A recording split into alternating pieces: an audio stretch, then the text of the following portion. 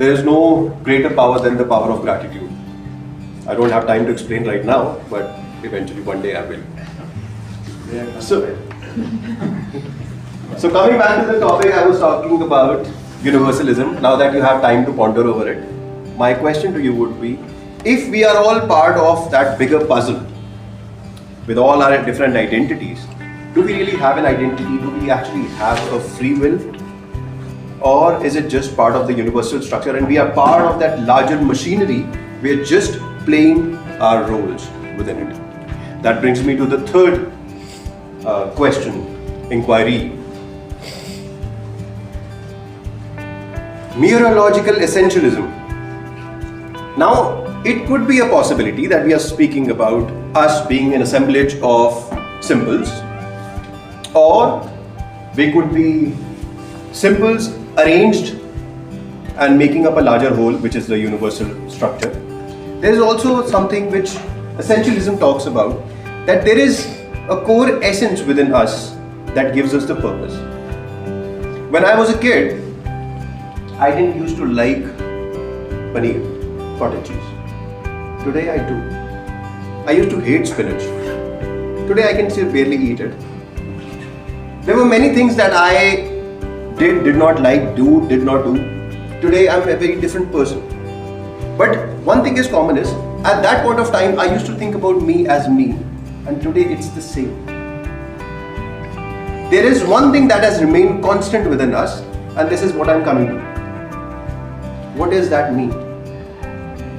What is that mean?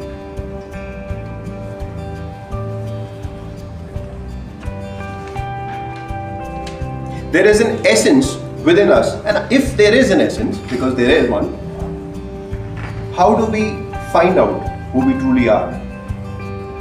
There is something within us which is constantly there while everything is changing, because we are not our beliefs, we are not our behaviors, we are not our physical body. Like I said earlier on, all the cells are changing right now. What are we?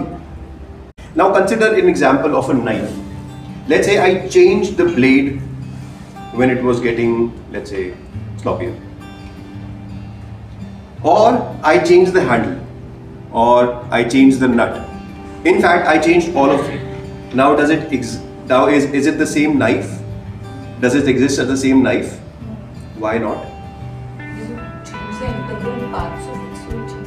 But when we look at it, let's say in our house, we got it changed and we don't even know over the past 10 years, but we still think it's the old knife that we have, right?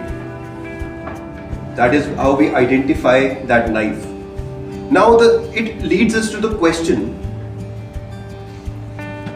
who are we?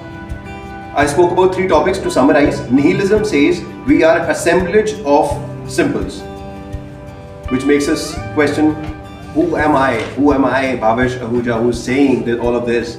I don't have an identity. The second thing is universalism, which says I'm part of a larger schema of things, which means, do I even have free will? I'm part of this machinery. Can I change something? Can I manifest something? Can I change my destiny? And the third thing is, let's say if both of these things are true or not true, there is an essential bit within me that remains constant. If that is true, how do I find out that?